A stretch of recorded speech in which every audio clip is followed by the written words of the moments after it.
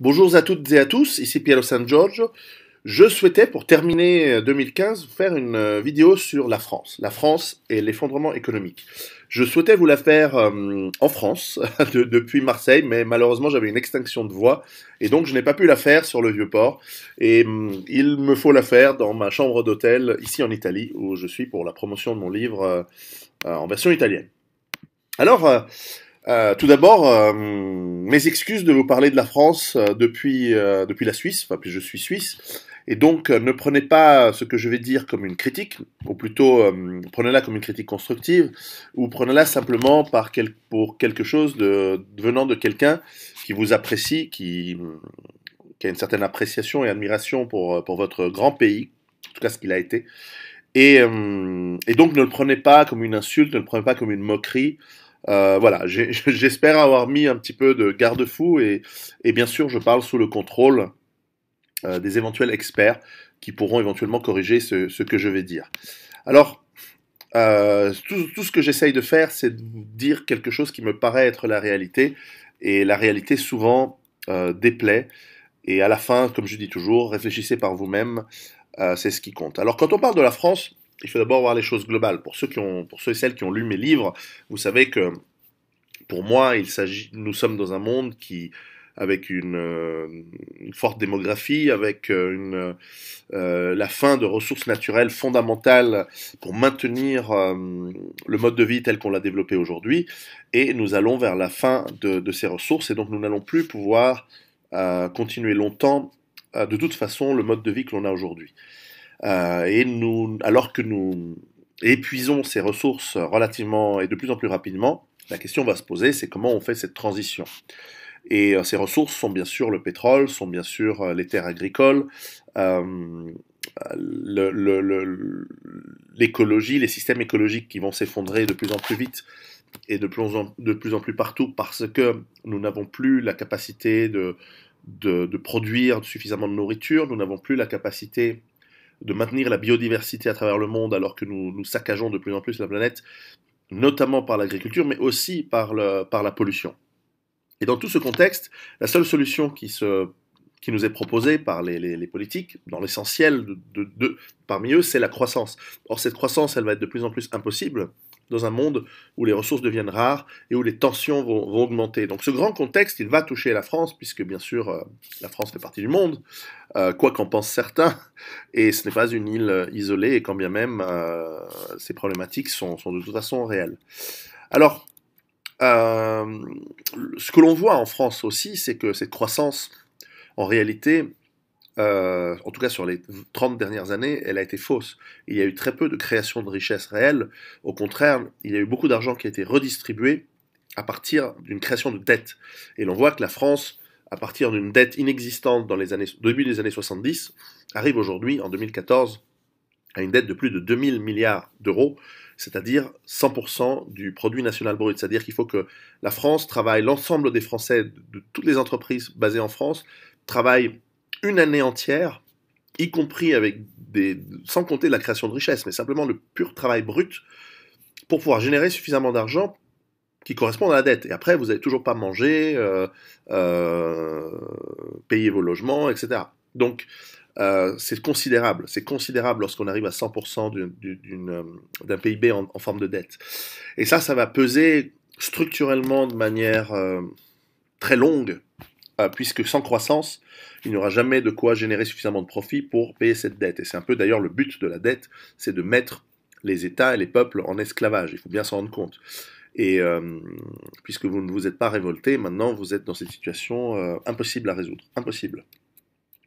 Et c'est vrai que si on revient à la dette par habitant, donc y compris les vieillards, y compris les fainéants qui foutent rien, y compris les enfants, la dette par habitant en France représente à peu près 28 000 euros par personne. Et donc, ça veut dire que comme il y en a 2 qui bossent en France pour 5 ou 6 qui glandent rien, ou qui sont à la retraite, ou qui sont en bas âge, vous imaginez la dette réelle pour ceux qui bossent. Elle sera jamais remboursable. Ça veut dire que chaque personne qui travaille vraiment en France, en fait, doit rembourser pour elle et pour les autres quelque chose comme 50 ou 60 000 euros.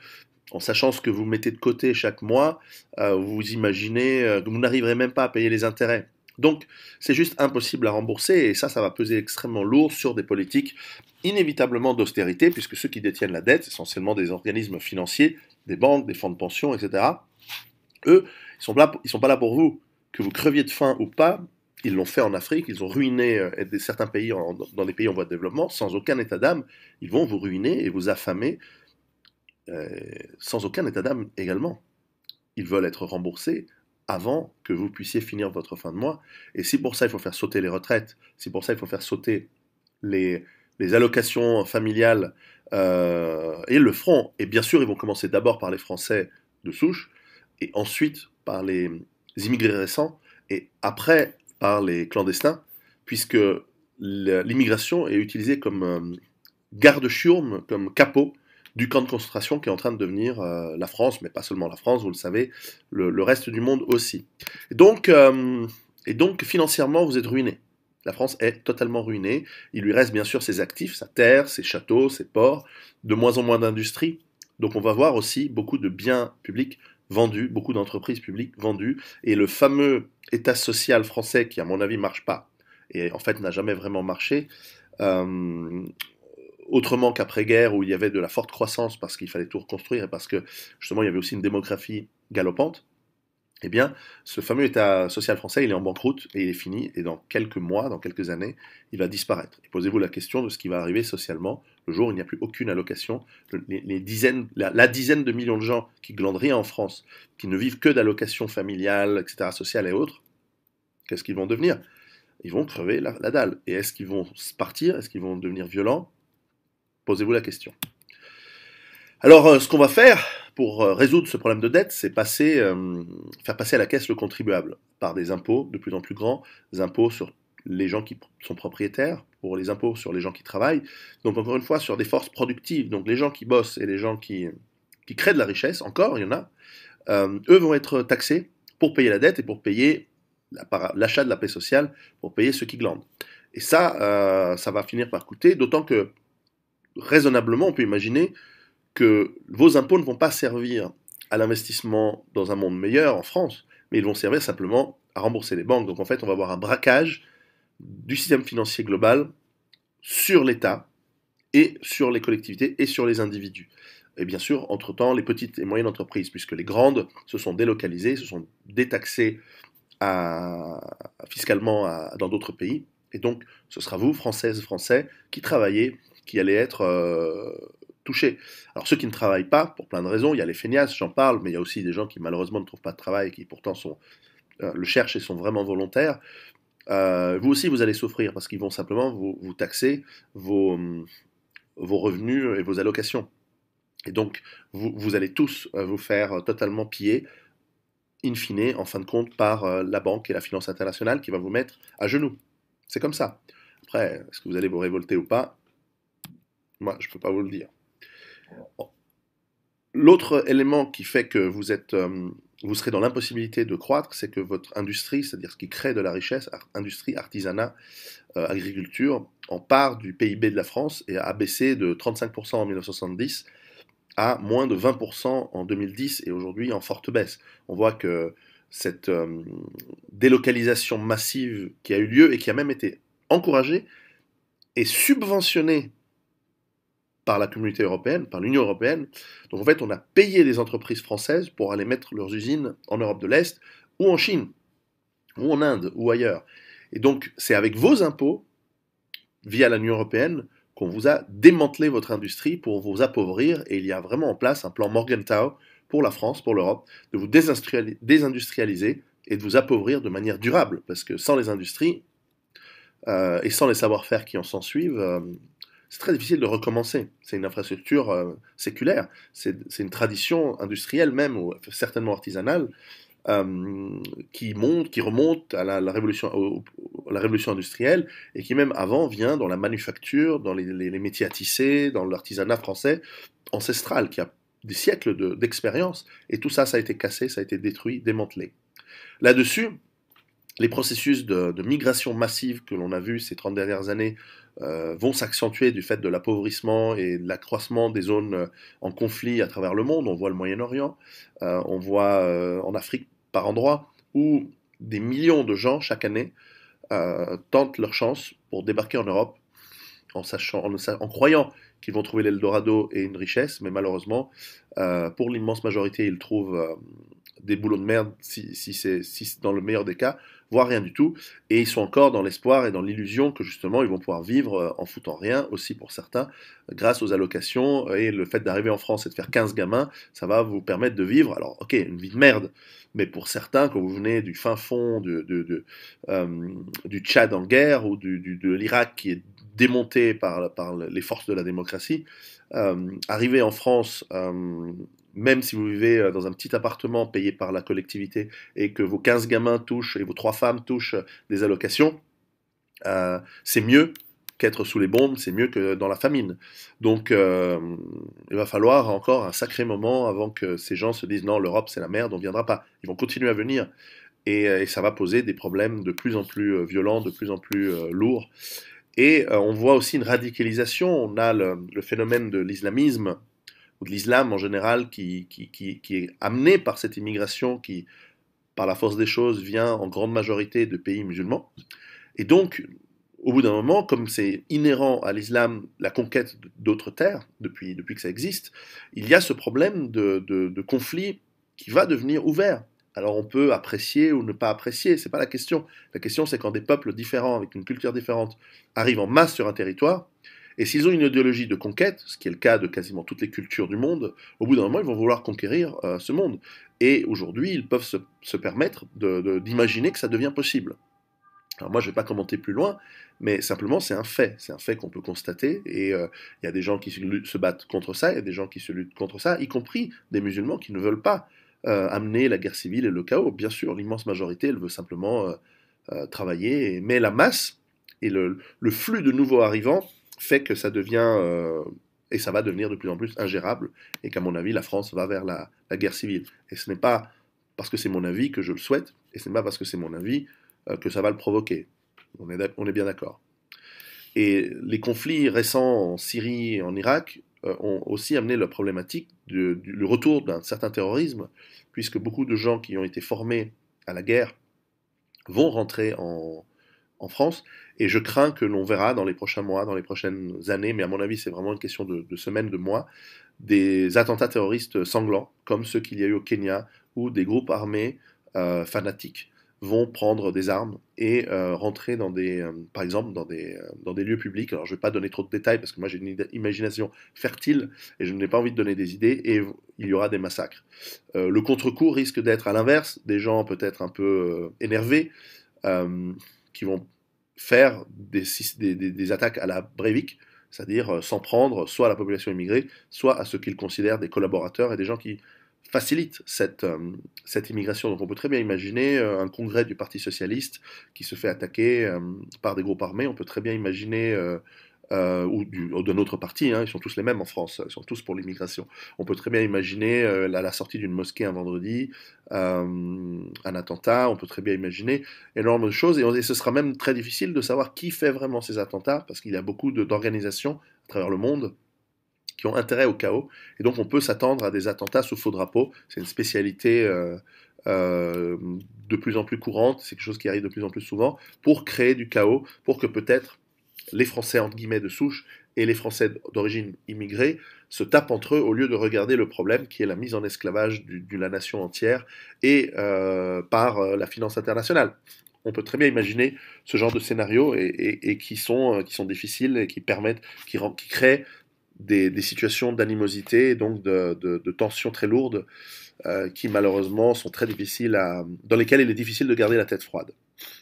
Là-dessus, est-ce que la police, l'armée, les renseignements de l'État français seront capables de prévenir, de gérer? C'est le cas aujourd'hui, ils font un travail extraordinaire, mais pendant combien de temps? Et avec quels moyens? En sachant que ces moyens vont diminuer. Donc la question va se poser.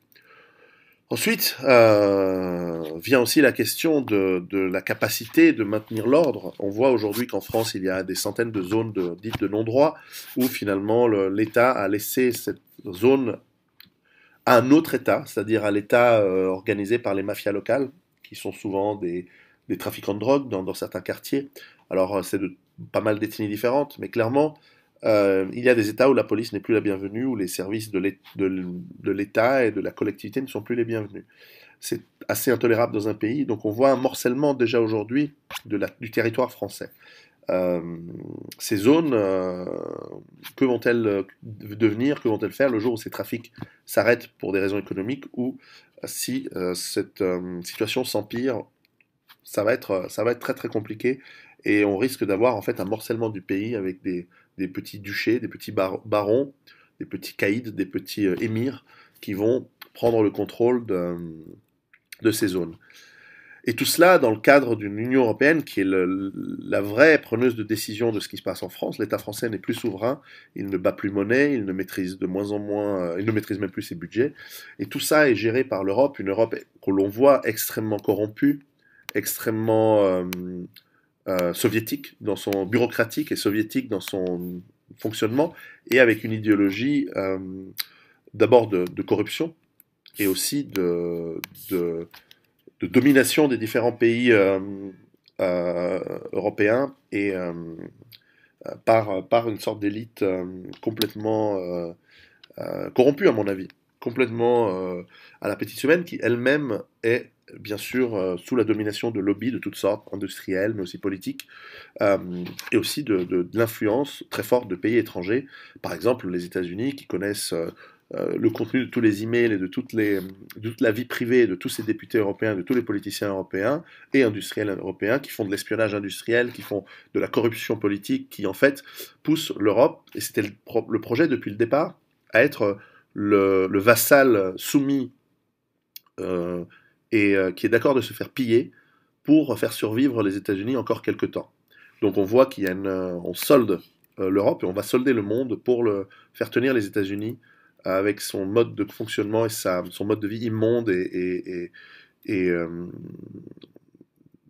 gaspillage et d'utilisation des ressources euh, pour, euh, pour quelques mois, pour quelques années. Et tout ça, ça va être la destruction de l'Europe pour les États-Unis, pour le bien de quelques oligarques anglo-saxons.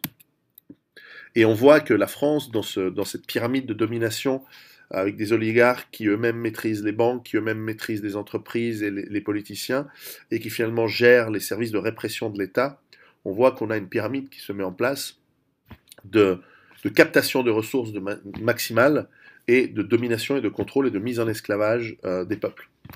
Et pendant combien de temps cela va durer? Jusqu'à ce qu'on ait le ventre. Pendant ce temps, pour l'instant, on a encore les frigos relativement remplis et le ventre plein, mais ça ne durera pas toujours. Donc on va avoir des problèmes extrêmement lourds de ce côté-là. Alors comment vont réagir les Français à cette situation? Aujourd'hui, réellement, quand on regarde la majeure partie des Français, on voit que ce sont déjà des zombies. On voit que lorsqu'il y a des soldes, ils se ruent en masse dans les magasins. On voit que les hommes qui, dans le temps, étaient connus pour être des hommes droits, avec une certaine classe, avec une certaine tenue, avec un amour l'amour des femmes, courtois, un amour, une certaine dignité, même si les meilleurs d'entre eux sont morts pendant les guerres. Mais enfin, il y avait encore quelque chose chez les hommes français.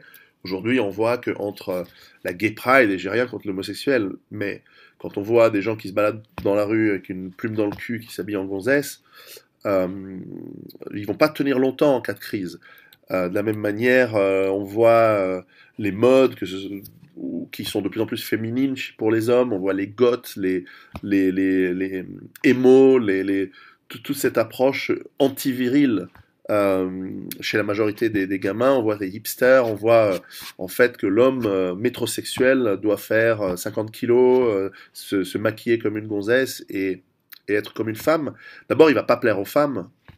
Et en plus, ce manque de virilité, il va pas le faire, va pas faire en sorte qu'il soit quelqu'un qui réagisse à ce qui arrive. Ça va être quelqu'un qui va être soumis et qui va subir. On le voit d'ailleurs avec les banlieusards, les racailles, qui eux ont encore, alors à part qu'ils sont un peu abrutis, mais ils ont encore cette virilité. Et cette virilité, alors certes, qui est frustré parce que comme ils n'ont pas d'argent, ils peuvent pas baiser, mais parce qu'il faut de l'argent quand même hein, pour séduire une femme, sinon, parce que l'argent c'est symbole de pouvoir et de protection, etc.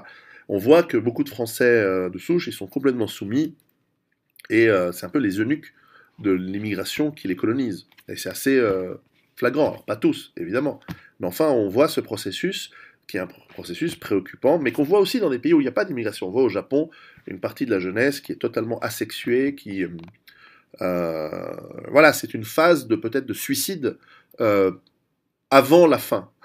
C'est-à-dire c'est une forme de préparation au suicide ou de se préparer à l'abattoir avant la fin et c'est préoccupant. Moi je pense que c'est très préoccupant en France. C'est pas forcément comme ça dans tous les pays, mais c'est particulièrement flagrant en France. Et là où même les artistes, dans le temps, avaient un côté macho, même un Gainsbourg, il avait un côté rentre dedans dans ta gueule avec une image masculine, même si c'était un petit gars. Hein. Aujourd'hui, qu'est-ce qu'on voit? On voit l'exacerbation à la caricature, le rappeur ultra viril, complètement même absurde, dans cette virilité complètement qui va à l'encontre d'ailleurs du féminisme, qui va à l'encontre de la tolérance envers les minorités, etc. Avec des tatouages partout, etc. Et à l'inverse, on voit des Conchita Wurst et d'autres, justement, des artistes complètement féminines. Alors, il y a toujours eu des homosexuels chez les artistes, évidemment, et il n'y a pas de problème. Et moi, j'ai vraiment aucun problème. Mais c'est vrai que quand on met en avant une femme à barbe, enfin un homme, femme à barbe, on ne sait plus, c'est voulu, c'est aussi pour casser, pour mettre le nez dans le caca de tout ce qui est traditionnel, de tout ce qui est solide, de tout ce qui a des racines. Pour les femmes, c'est pareil. On avait des femmes, notamment les femmes françaises, qui étaient connues dans le monde entier pour leur élégance, pour leur classe. Aujourd'hui, c'est de plus en plus la pétasse, la pute, carrément. Euh, et moi, j'ai aucun problème avec la nudité. J'ai même aucun problème avec une sexualité débordante. Ça n'est pas du tout un problème pour moi. Je suis pas un prude ni un chaste. Mais on voit ce narcissisme, notamment des femmes, où pour être séduisante, il ne faut plus s'habiller correctement, il faut se faire un selfie à moitié à poil et le mettre sur YouTube. Et, et donc c'est un pudeur public et peut-être une omniprésence de la, non pas de la sexualité, mais de la pornographie dans la vie de tous les jours où ça devient presque la mode d'aller faire un gangbang et de se faire filmer. Euh, ça posera des problèmes. Je juge pas les gens en tant qu'individus ce qu'ils font, à la fin ils font ce qu'ils veulent, mais ils vont devoir en assumer les conséquences, et je le sais, ils ne l'assumeront pas, et ils vont trouver des excuses, ils vont rationaliser, et ça va être un problème. Et à l'opposé, nous avons aussi cet islamisme, qui est en fait un retour peut-être trop fort et très fort à des cultures qui ne sont d'ailleurs pas des cultures françaises, mais qui sont des cultures traditionnelles dans les pays du Maghreb ou en Arabie, où il faut couvrir les femmes, où il faut les soumettre.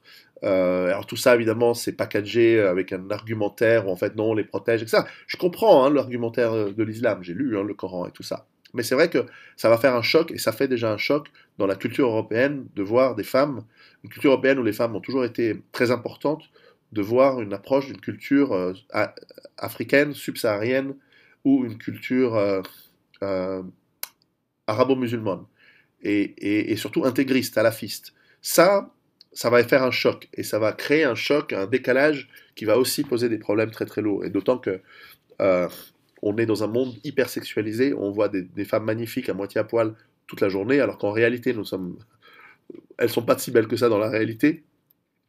On a une omniprésence de la pornographie et c'est pas étonnant qu'à la fin le résultat c'est qu'on voit des hommes jeunes frustrés parce qu'ils n'ont pas d'argent et parce qu'ils n'ont pas les moyens de séduire des femmes qui vont se laisser aller à des violences, qui vont revenir à un atavisme, c'est-à-dire cet instinct très fort de reproduction que l'on a qui se traduit par l'instinct sexuel lorsqu'il est confronté à un refus parce que économiquement ou parce que nous n'avons pas les moyens, l'homme malheureusement se résout à la violence pour obtenir ce qu'il veut. Et on voit souvent de plus en plus 200 viols par jour en France, viols avec violence, viols avec... et en sachant plus qu'il y a une impunité quasiment totale. Aujourd'hui, vous violez une fille, s'il n'y a pas eu de violence, il y a probablement une peine avec sursis, et même avec violence, il y a rarement des peines supérieures à 6 mois, et en sachant qu'avec les aménagements de peine, parce que les prisons sont pleines, et puis parce que l'idéologie socialisto-gauchiste veut que de toute façon c'est la faute de la société, c'est pas la faute du criminel, probablement si vous avez moins de 6 mois ou moins d'une année, vous n'allez même pas purger votre peine, vous allez avoir un bracelet électronique, alors que vous avez probablement détruit de manière durable la vie d'une jeune femme ou d'une vieille femme, parce qu'il y a aussi des viols de vieilles, etc. Il y a des choses absolument atroces que nous raconte la police, et quand on veut bien se donner la peine de lire ce qui se passe vraiment et non pas les statistiques qui sont édulcorées de l'État, nous nous rendons compte que c'est une situation abominable. Et on voit même que dans la publicité, on pousse à cette hypersexualité, on pousse même à la limite euh, au viol, et on montre par exemple dans toutes les publicités des hommes noirs avec des femmes blanches, alors que dans la réalité, les couples mixtes ne sont pas aussi fréquents. Et donc après, on s'étonne qu'il y ait des populations d'origine africaine ou arabo-maghrébine qui violent des femmes françaises blanches, bien que je pense que ce serait intéressant de voir quelle est l'ethnie des viols. À mon avis, ça se passe plus dans les cités que le raid, la razzia dans le 16e arrondissement pour prendre la fille d'une bourgeoise et la ramener chez soi et la violer dans une cave. Mais enfin, cette guerre ethnico-sexuelle, elle commence à se voir. Et elle est encouragée par cette idéologie du métissage que l'on voit et qui ne correspond pas à la réalité ou au désir des gens et qui finit par frustrer les gens et mettre en place aussi un système de conquête où des bandes de racailles qui se disent musulmanes alors que ce n'est pas du tout dans l'islam le fait d'aller violer des gens, vont se dire ouais la tepu, la pute française, on va la niquer, on va la prendre, etc. Et comme il n'y a pas d'impunité, eh bien ça va être continué, ça va devenir un effet de mode. Et c'est juste catastrophique. C'est juste catastrophique. Alors, au-delà de ça, quand on voit justement l'état de délabrement, moi j'aime pas parler de morale, mais c'est vrai que quand on voit dans les transports publics le comportement des gens, le nombre de fous. Vous prenez le métro, moi je prends parfois le RER ou le métro à Paris, hein, et il y a des gens qui hurlent tout seuls, qui se comportent de manière horrible, des gens qui urinent dans les coins, et malgré la vidéosurveillance, on voit que qu'est-ce qu'on peut faire?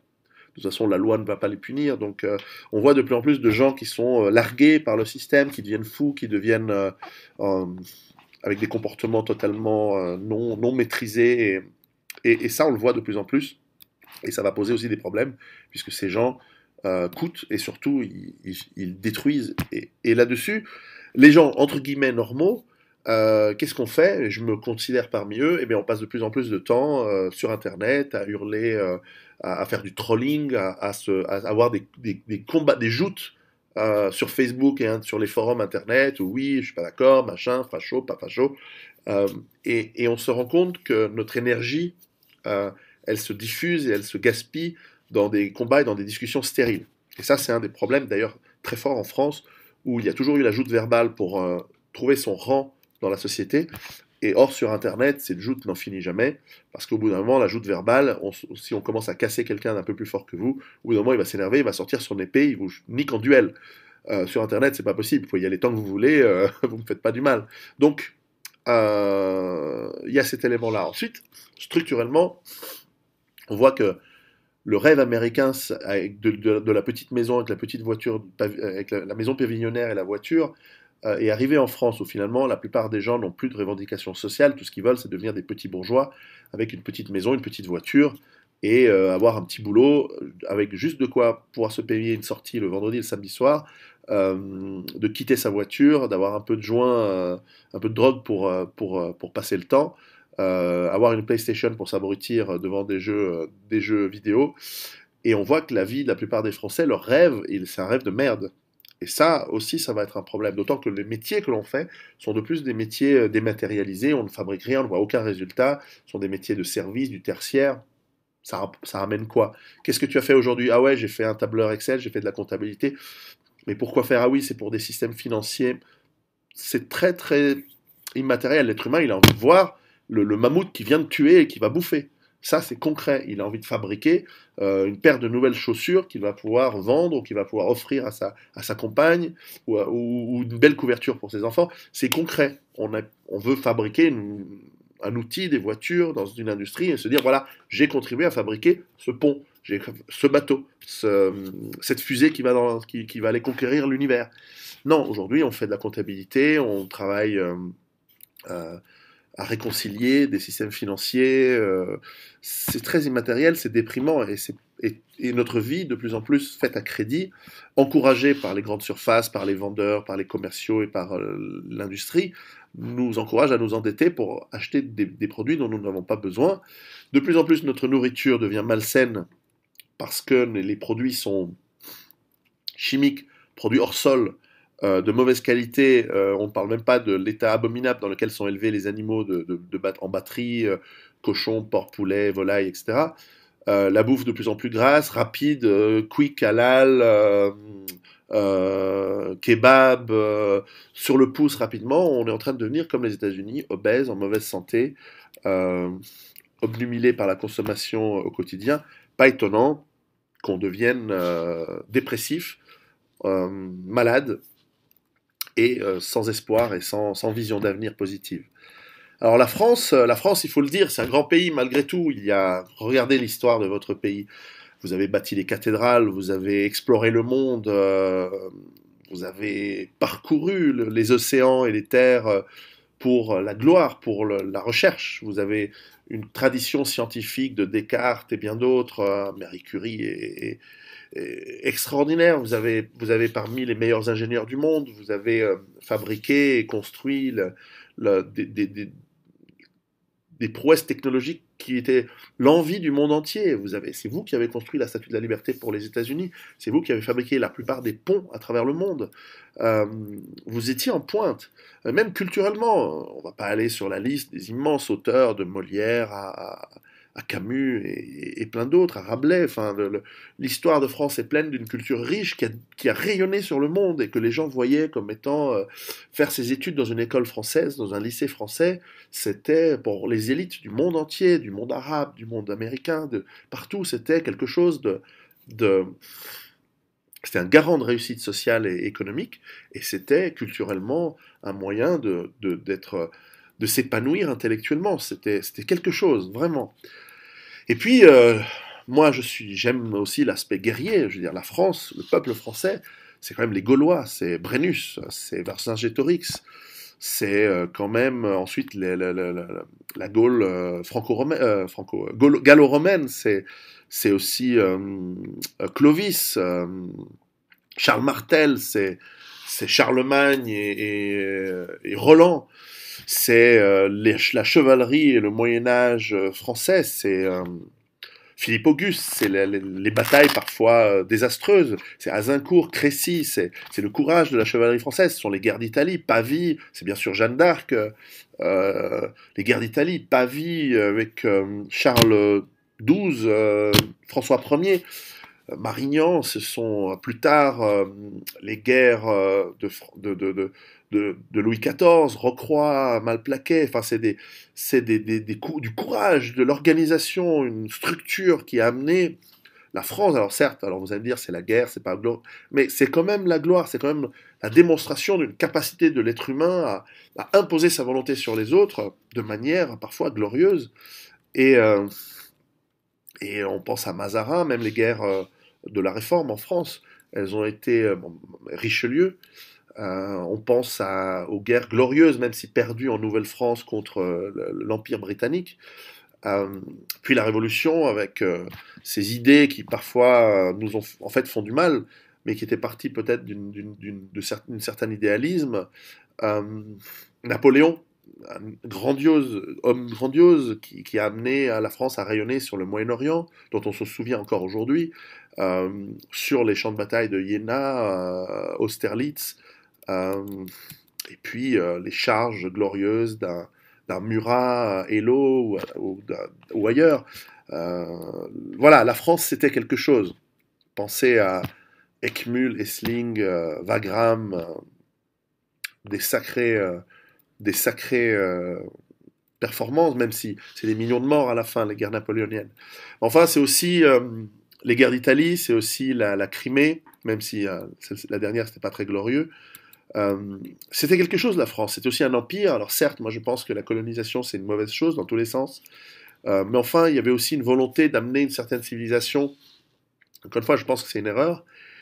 Et puis, c'est le sommet de la brillante civilisation française avant la Première Guerre mondiale. Et puis ensuite, le gouffre. le gouffre de la Première Guerre mondiale, certes, avec beaucoup de courage. On pense à Verdun, on pense au chemin des Dames, même à la révolte des soldats français qui n'ont pas voulu euh, obéir à des ordres stupides. Mais après, on pense aussi à la Deuxième Guerre mondiale avec les Bir Hakeim, l'armée d'Afrique, l'escadrille Normandie-Niemen.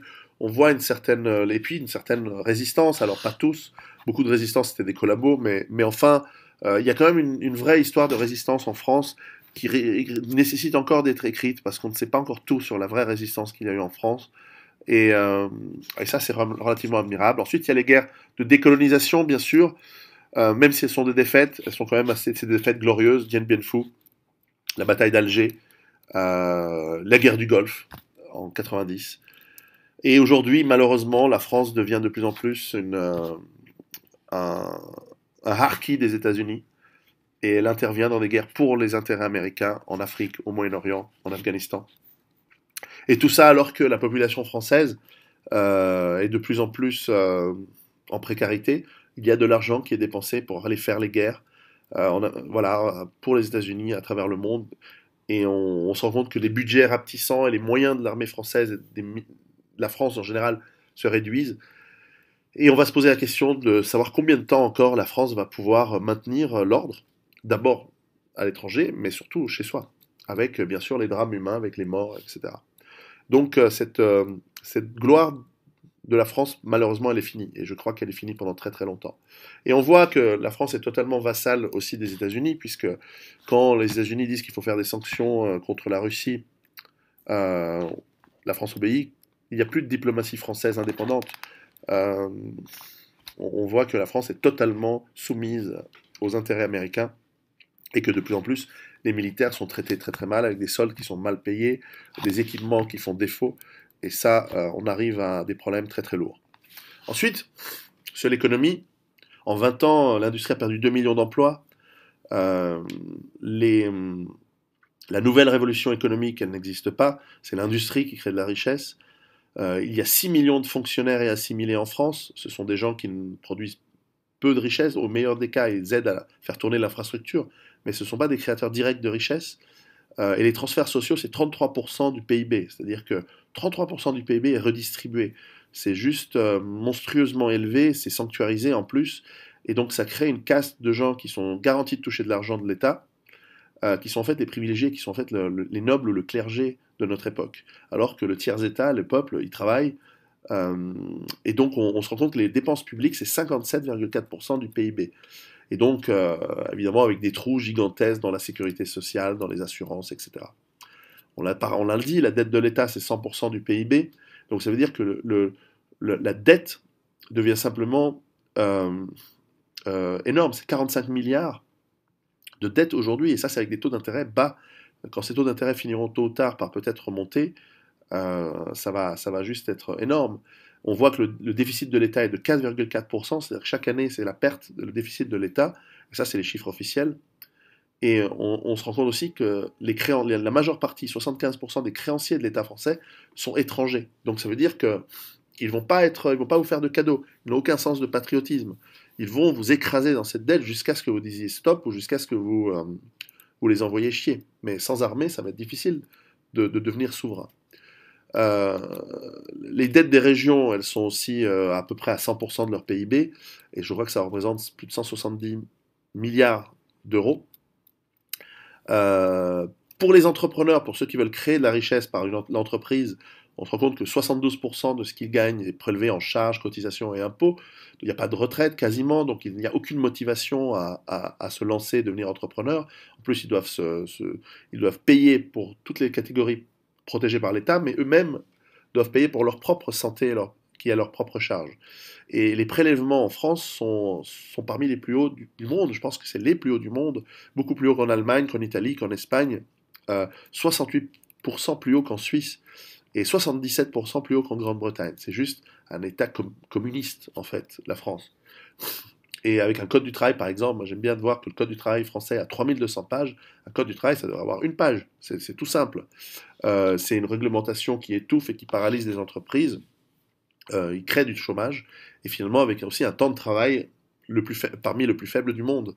et ça sera très très difficile de se bouger quand surtout des lois forment un carcan, que vous travaillez beaucoup ou pas beaucoup, c'est une question individuelle, mais vraiment ça pose un problème très lourd dans la capacité à la France de créer de la richesse et donc va accentuer l'effondrement qui arrive.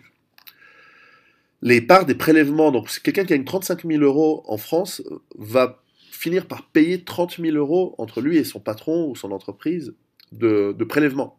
C'est juste absurde. Donc ça veut dire que l'État est un immense parasite. Le système étatique et de redistribution est un immense parasite en France et il a un coût juste démoniaque.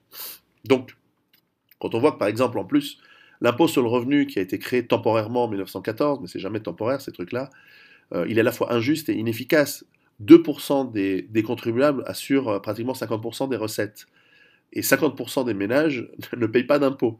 Donc en fait, on se rend compte qu'il y a vraiment de moins en moins de gens qui bossent pour payer tout le reste.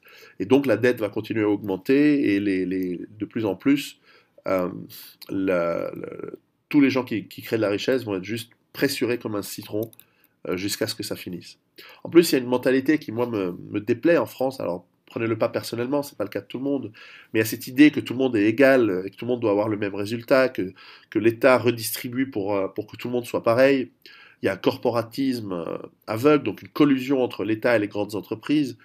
Il y a un goût de la rente au lieu du travail. Il y a une certaine haine de la réussite et l'amour du conformisme. Il faut que tout le monde soit pareil.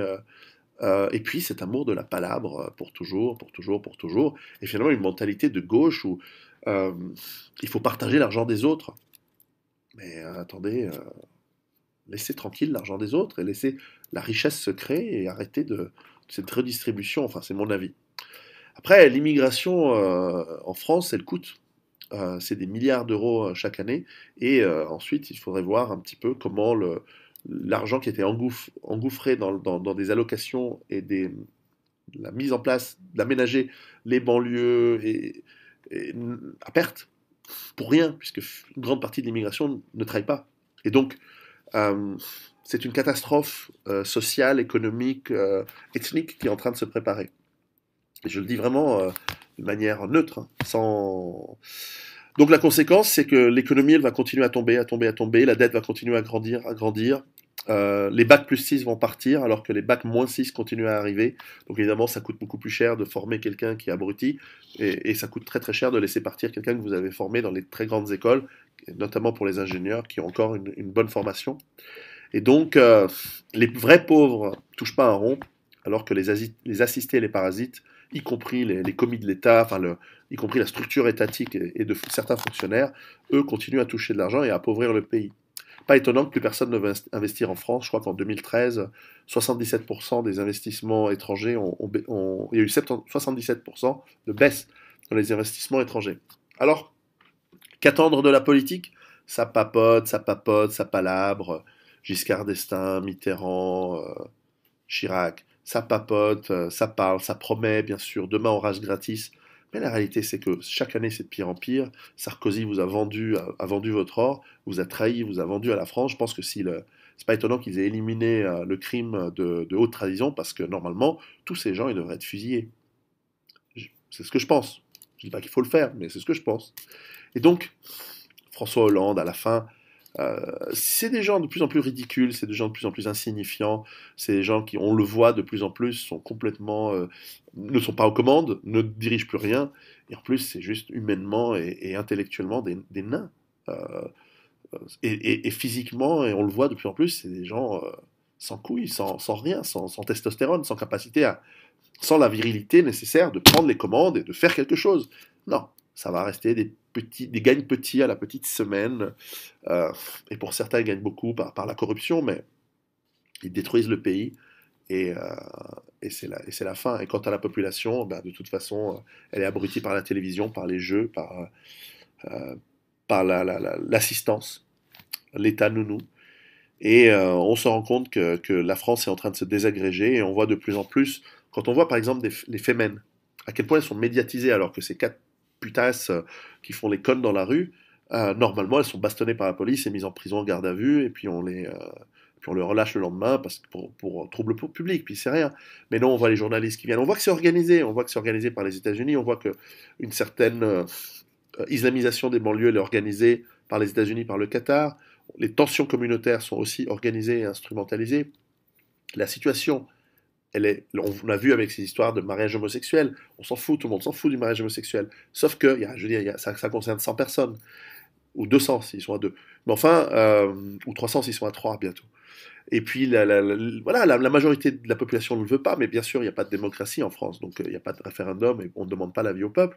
Et on voit que même quand il y a 1 million ou 1,5 million de personnes qui descendent dans la rue, l'État n'en a absolument rien à foutre. Alors que quand il y a 50 racailles qui viennent saccager le centre-ville après un match de foot, là, oulala, là, on les relâche, on les lâche tout de suite, on va surtout pas faire du mal à ces petits chéris. Parce que on se rend compte à quel point qui domine et qui est mis en esclavage. On voit très bien qu'on instrumentalise les racailles pour être des gardiens de prison pour la population. Et plus cette population est traditionnelle, plus il y a une haine de l'État. Et je pense que l'État est devenu l'ennemi de la population française. Vraiment l'ennemi à mort. Et je pèse mes mots. Donc ça va poser des problèmes. D'autant que finalement, on voit, par exemple, on a vu ce contre le mariage pour tous. Ces millions de gens chrétiens, et pas que chrétiens et catholiques, il y avait aussi des musulmans. Enfin, la plupart des musulmans, ils attendent de toute façon, le temps leur permettra d'imposer la charia. Dans toutes ces histoires de mariage homosexuel, de féminisme, etc. De toute façon, ils vont le régler dans 20 ans. Donc, démographiquement, dans 20 ans, la France est un pays à majorité musulmane. C'est plié, c'est fini. Donc, et je pense qu'en 20 ans, c'est non seulement la démographie, mais aussi les conversions. Parce qu'à partir du moment où il y a 30% d'un pays qui est d'une religion qui est agressive et dominatrice, la plupart des gens, s'ils veulent s'en sortir ou s'ils veulent par esprit de conformité, ils vont se convertir en masse. Et puis ça va être 1 million de Français qui se convertissent par année. Puis dans 20 ans, c'est plié. Est-ce que c'est une bonne chose et c'est une mauvaise chose? C'est pas moi de le dire, on verra bien. Alors il y a des gens qui sont horrifiés par ça, il y en a d'autres qui le souhaitent. Moi, enfin, de toute façon, qu'est-ce que ça change? Que je sois pour ou contre, etc. C'est votre problème en France, donc voilà. Mais quand on voit les cathos traditionnels en France, la question que j'ai envie de poser, c'est combien de divisions? Est-ce qu'ils sont organisés? Alors certes, c'est bien, faire une manif, montrer qu'on existe, mais après, est-ce que ça pèse vraiment? Question qui va se poser. En tout cas, on voit que même à la question qu'est-ce que ça veut dire d'être français, c'est quoi l'identité française, on a des versions très différentes. Il y a des gens qui disent non, être français, c'est être ouvert, les droits de l'homme, tolérant, et d'autres, c'est dire ah non, c'est être les traditions, régionalisme, religion, etc. Pour d'autres, c'est on est en train de vous coloniser, donc en gros, on va faire le département du nord, d'Alger du Nord, ou du Mali Nord et de Bamako Nord. Et bon, c'est quoi être français aujourd'hui? C'est une vraie question qui va se poser. De toute façon, le pays s'américanise, avant même qu'il s'islamise. Il s'américanise, il faut le voir les choses comme ça. Les gens se plaignent, oui, mais maintenant ils font du quick halal. Oui, mais pourquoi tu bouffes chez Quick? Tu es en France avec la meilleure cuisine du monde. Pourquoi tu bouffes des hamburgers américains? Une fois de temps en temps, pourquoi pas, mais posez-vous la question. Alors on voit une réaction, on voit les Antigones, on voit les Hommes, c'est bien.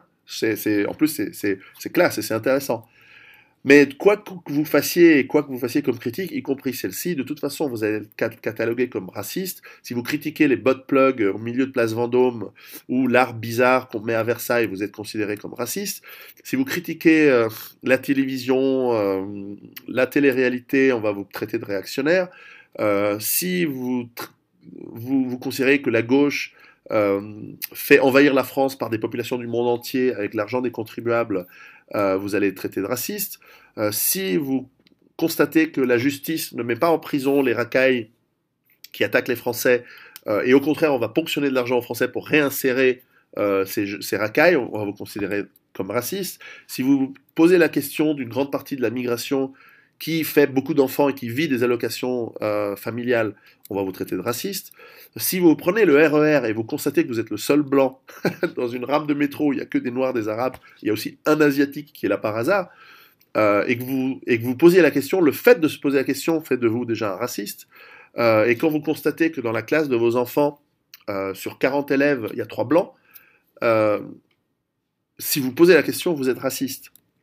Ça va finir en guerre, hein, ça va finir en guerre civile, parce qu'au bout d'un moment, quand vous mettez sous pression un peuple, soit il meurt, soit il explose, et ça va finir en guerre. Et c'est bête, c'est franchement bête, parce que, bien sûr qu'il y a eu trop d'immigration, mais une grande partie des immigrés, c'est des gens bien. Franchement, moi je le pense vraiment. Chaque fois que je rencontre des gens, enfin alors peut-être c'est les milieux que je fréquente, mais il y a sincèrement des gens qui travaillent, qui sont sincèrement des humains bien. Et même, moi ça me choque pas quand il y a l'Algérie qui gagne, de voir des franco-algériens à double nationalité qui sont fiers de la victoire de leur équipe. Moi ça me choque pas, je prends pas ça comme un affront à la France. On a le droit, on peut avoir une affection pour ses origines. Ensuite, la double nationalité pose vraiment un problème. Mais moi je serais pas choqué par ce genre de choses. Mais, mais même si moi je suis plutôt d'une approche très modérée, même ça, je me fais traiter de raciste. Et quand on remarque la population carcérale française d'être à 90% de gens qui se disent musulmans, on est traité de raciste. Quand on constate que les racailles dans les banlieues, c'est essentiellement des groupes de plus en plus ethniques, avec une homogénéité ethnique, on se fait traiter de raciste. Et quand on mesure la violence, l'ultra-violence qui commence à se pointer dans ces populations, euh, on est traité de raciste aussi. Donc au bout d'un moment, on s'en fout. On s'en fout complètement d'être traité de raciste. De toute façon, les gens qui vous traitent de raciste, c'est quatre journalistes, et c'est des Parisiens, c'est l'intelligentsia de Paris, c'est les apparatchiks du système soviétique français. Et au bout d'un moment, la plupart de la population n'a plus rien à foutre. Aujourd'hui, les langues se lâchent.